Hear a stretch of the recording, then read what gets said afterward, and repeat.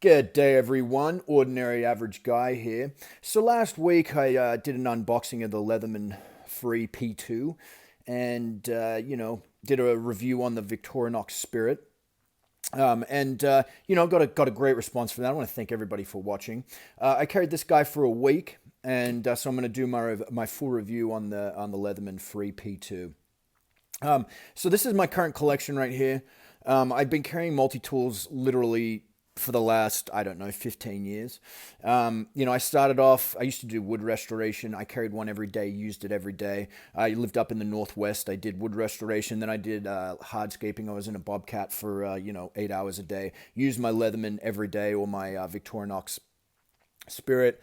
And then I worked in the event industry. So I was an operations manager, did everything from repairing, blowers to welding to repairing hydraulics to repairing trailers. So I used my Leatherman every day. I always used to bust my balls because I would carry my Leatherman or my Victorinox on my hip. And, I worked with a bunch of young guys and they would just always bust my balls about carrying a Leatherman like an old fart. But you know what? Every single day I used it, and every single day somebody would walk up to me and go, "Hey man, can I borrow your multi-tool?" And I would always go, "Ha ha! Yes, you can." Anyway, so that's sort of my background. I carry them every day, and I carry them a lot, and I use them a lot, and hard use them. Cutting wires to doing repairs on a multitude of different things. So I love them. I think they're great, and yeah. So last video I used fantastic. I said it. I counted. I think I said it 4,312 times. So I'm going to try to limit my use of the same superlative on this review. So here we go. Okay, so I'm going to tell you some stuff that I really liked about this thing, and then I'm going to tell you where I think Leatherman sort of missed the mark. So, first off, this is made in the U.S. of A. in Oregon, by Leatherman, who it was a company started by a gentleman named Tim Leatherman. I thought for pretty much the whole of 2000 through 2018 that it was called Leatherman because it's kept in a leather case, and it sort of fits the name. But actually, it was started by a gentleman named Tim Leatherman. His last name is Leatherman. So there you go. But it's American made. It's made by hipsters and Americans alike in Oregon, which I think is always a good thing, and I always try and look for. So it's made by gentlemen here in America, so it's a good thing, or gentlewomen as well. Also, guys, really like the plier heads on this. I think it's a great. They did a much better job of these, and I think they did on the past, on their past products. So I think I kind of look at these as a mix between the wave / charge and the surge. Now the new wave / charges have the replaceable wire cutters, but I like these plier heads. They're sort of beefier. You can see compared to say the surge, they're sort of halfway in between the surge and the charge / wave. Really like the plier heads. Really like the replaceable wire cutters on them. I do like the scissors on this as well. I think the scissors are good. I don't use scissors a lot. I'm starting to use them more. Always just sort of busted my knife out when I needed to cut something and cut them with that. I have been using the scissors a lot more, and I do like the scissors on this. I think the scissors are good. One-hand ability on this is great. I mean, this is kind of what they sold it on, right? Everything in here is open. You can open with one hand. So, you can open the pliers with one hand. You can also close it with one hand fairly easily if you just, use your leg or, an inanimate object near you to close it with. But everything on here is accessible by one hand. All the tools, very easily accessible by one hand. I like how you can, open it up, pick a tool that you want, and open it up with one hand. And it's no problem at all. Closing it too. I really like the lockup bars on this. I think they did a good job with that. You only need one hand to close and open every single tool and item on this. Even as a lefty, you can get the knife open, and I am a lefty, so that is nice. They fixed the pinching issue. Anybody, as I said on my last video, anybody who's ever used a charge or a surge or a wave, or even the skeletal, has inevitably pinched their hand right here in this part. So what will happen is you'll be tightening, be using this to hold grip down on something, and it'll slip off it. And this part right here, as you can see how close it is together, will pinch the meat of your hand. And you'll want to kick the closest thing to you, and it's not a great feeling. It hurts like a summer bitch. So they definitely fixed that with this. There's a slight pinch point right here, but not nearly as bad as it was, with this last one. So great job there, Leatherman. Thank you for that. The lighter weight on this P2 is, I think, good. So I like lighter weight items for my everyday carry. I think the heaviest knife I own is like 5 ounces. But this one comes in at 7.7 compared to the Wave/Charge. The Wave, I think, is 8.7, and the Charge comes in at 8.4. And then if you want to go to the Herkin, to the Surgimus Maximus, 12.4 ounces. So you can see it's a lighter weight. Let's see here. Skeletal comes in about 5 ounces. So, I think that they did a good job with bringing the weight down on this. Now, the P4 does have a couple more tools. It has the serrated knife, and it also has the saw. That one weighs, I think, 8.8 ounces. So keep that in mind. If you're trying to select between the P2 and P4, if weight's an issue for you, this one is about an ounce lighter. Do like that about this. I do like the new pocket clip. So the old pocket clip, guys, what they did on the Wave, I'm going to stop saying Wave/Charge. We'll just say one or the other. See this little slot right here? You would get the clip, and it would just sort of sit in there, and it would use tension to sort of hold itself in. There was no way to really secure it to the blade. And occasionally what would happen is it would flick out and flip off. I've never actually used it, but I've seen many reviews, and I've seen people, that be an issue with it, because it just sort of just sits down in there and it uses tension to hold itself in. This one actually screws into the handle, as you can see right there. Nice deep carry pocket clip. It's got some nice spring, and it carries very nice in the pocket for a 7-ounce tool. Sheath is also pretty nice on this thing. I carried it for half the time I had it. I carried it with the clip. The other half, I actually removed the clip and used the sheath. I think the sheath is very nice for the nylon sheath. The standard nylon sheath that used to come with Leatherman, I wasn't a big fan of. The one that came with the Charge. It just felt kind of cheap and chintzy. This one, I think it's nice. It's thicker. The stitching on it's much better. The elastic on it feels a lot more rugged. And it's a nice tight fit on this thing. The old nylon sheath, it felt very loose. And it just didn't feel very planned very well. And also the Velcro on it was horrendous. Eventually, inevitably, the hooks would flatten down and it wouldn't secure anymore. This button is great. I like the button on it, and I think they did a great job on this standard sheath that comes with it. So there's that, guys. So I think overall, if you're looking for something that's one-hand accessible, if you do some stuff a lot where you're holding, holding stuff, and you definitely need a one-handed tool that you can open everything on one-handed, I can see buying this tool. Now, we're going to talk about some stuff here. Leatherman, I hope you're listening. I love Leatherman products. I really do. I've bought many of them. I try them out. I really like them. Obviously, I've got several Leatherman tools. I even like their smaller stuff. I don't own any of the smaller stuff, but this is sort of the smallest Leatherman I own. So I just want to preface everything I'm about to say by saying I really like Leatherman. I think they're a great company made here in the USA by hipsters, and I just think they're a great company. So let's talk about some stuff here. First off, price point, $120. So everything I'm going to talk about with this revolves around the fact that the P2 costs $120, and the P4 is currently MSRPing at $140. So let's keep that in mind about all this stuff. First off, the first thing I noticed, remember, if you did watch my unboxing video, when you open it up, watch. That should never happen. I mean, how did that, and I know this isn't just exclusive to this tool.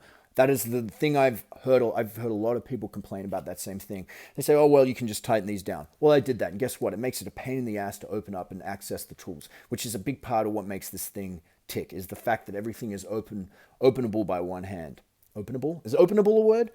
By one hand. Accessible. We'll say accessible by one hand. So the fact that this happens I mean, you don't have to do much either. I'm not putting much effort to open this, and they pop out, which means then you'd have to pop them back in, which shouldn't happen. How is this a problem? And how did Leatherman not catch this? Because I know I'm not the only person that's experienced this. Leatherman, you should have caught this issue. You should have made it happen. It doesn't actually feel like there's magnets holding these things into place. I think feels like the only magnet is right there for the flipping, the bally song action on the pliers. Otherwise, I don't feel, it just feels like the only detent on this is the lock bar here that's holding it into place. That feels like it's the only thing putting tension on, and how tight the screw is. I don't feel the magnets. I don't feel the magnets disengaging when you use to open this. It just feels like the detent's, like I said, caused by the lock bar, which is kind of strange. So big thing that pissed me off right away. If that kind of thing happens right away, it ruins. I'm gonna just have the first thing that happened when I opened this thing up after I unboxed it was that, and it just ruined my experience with this thing from the get-go. So, obviously it's $120. Guys, how did this happen? How did that happen? It bugs the crap out of me. It just feels very, very poorly thought out, quality control issues all over the place. And it baffles my mind that's an issue. I just don't get the tools either. The tools they feel cheap and chintzy. I hear a lot on people talking about online on the Instagram and on YouTube about just how useless. How cheap these tools. The people call it like a wingman or a sidekick for $120. And it's true. That's the sidekick screwdriver. I don't know what this thing is. It's just a big beefy pry bar maybe. I think what they could have done. Okay, guys, just bear with me here for a second. Put this pry bar on the other side here, okay? Gotten rid of some of these because you don't need all this stuff. Okay, this tiny little file now. I think the file on the old one was great, but they can't do it obviously because if it's sitting in here, it has to sit up against the plier heads there. So obviously you can see they had to do it smaller for it to fit in. Otherwise, this would have been much wider to go along the side with the file. But I think they could have done away with a couple of these tools. This tool is bloody useless. What is it? It's a flathead with a freaking ruler. Did anybody ever use the ruler on the Leatherman? It's on the inside of the handle here. I can never figure it out. You have to sit there and literally count the eighths or the whatever they are. It's always seemed useless to me. And then just to make an exclusive tool that's a screwdriver and I think you could have gotten rid of this. Can put this on the end of this screwdriver, or just kept this one. I think you can do the exact same amount of, the exact same thing with this flathead as with this flathead. So just completely gotten rid of this, combined this awl screwdriver with here, and actually made this a real awl.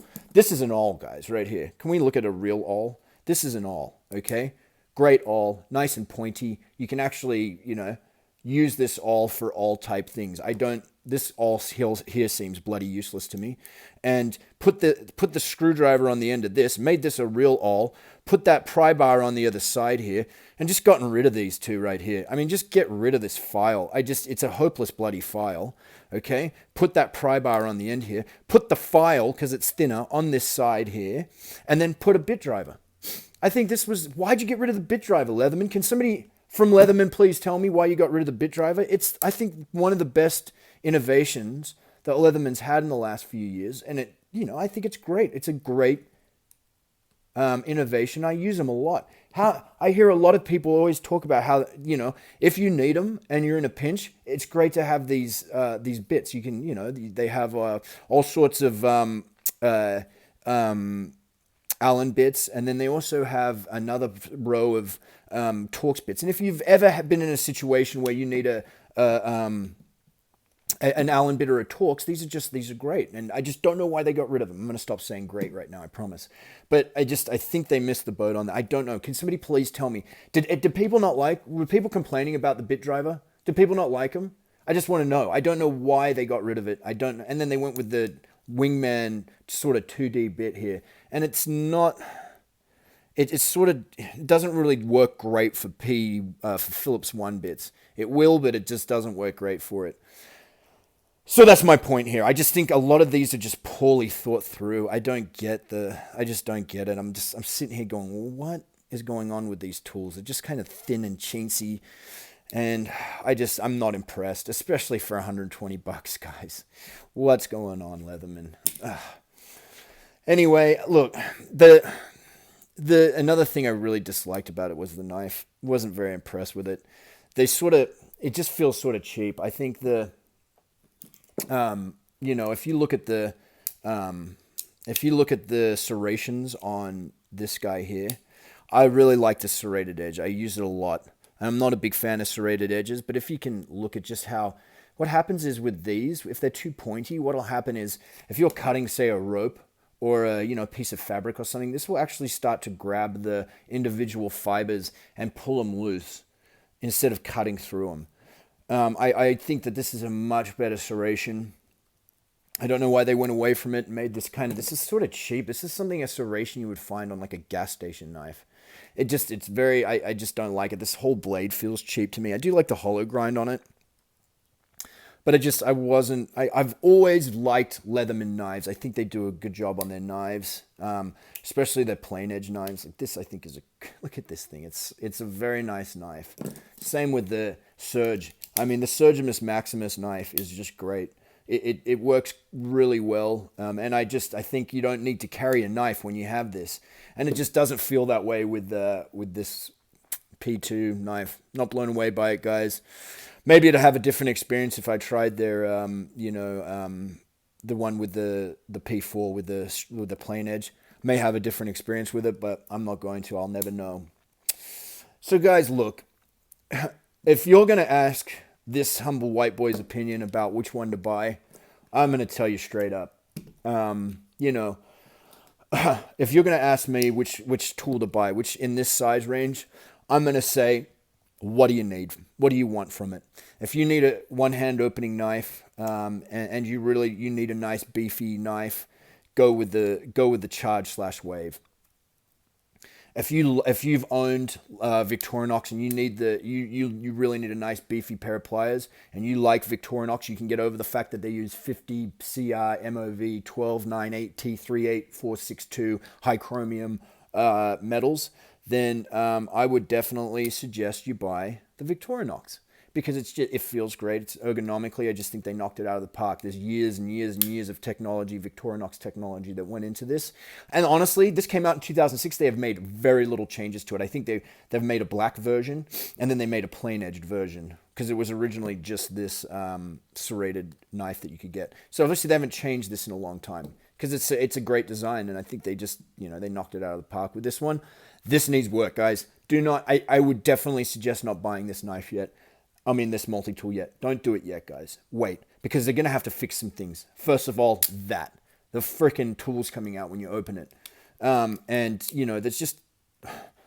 Bring the bit driver back. I think that there's going to be a lot of uproar about the bit driver not being on there.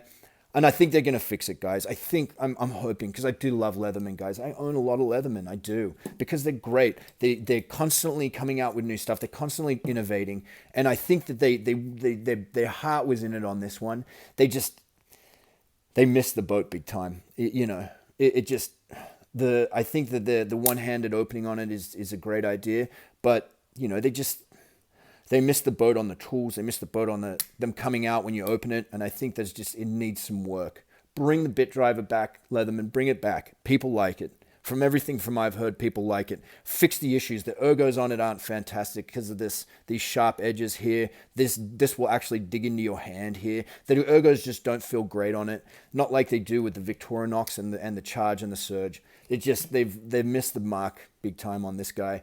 And I'm hoping they fix it, because I do like supporting American-made companies, and I do like supporting Leatherman because I think they usually do a great job. So, come on, Leatherman, fix it. Don't buy it yet, guys. Just don't buy it. I think they're gonna take it back to the drawing board. They're gonna have a lot of complaints about it, and I think they're gonna fix it. And if they don't, buy something else. Buy a Victorinox, buy a Charge, buy a Surge. Wait for the P series, because it's incomplete. And right now they're just stealing $120 or $140 respectively for these knives. And, I think, guys, there's just much better options across the board. Thank you so much for watching. Follow me on Instagram. I'm going to be flashing my Instagram, my Instagram tag. Follow me there, guys. It's the same picture for my Instagram as it is for my for my YouTube. So I'm very easy to find.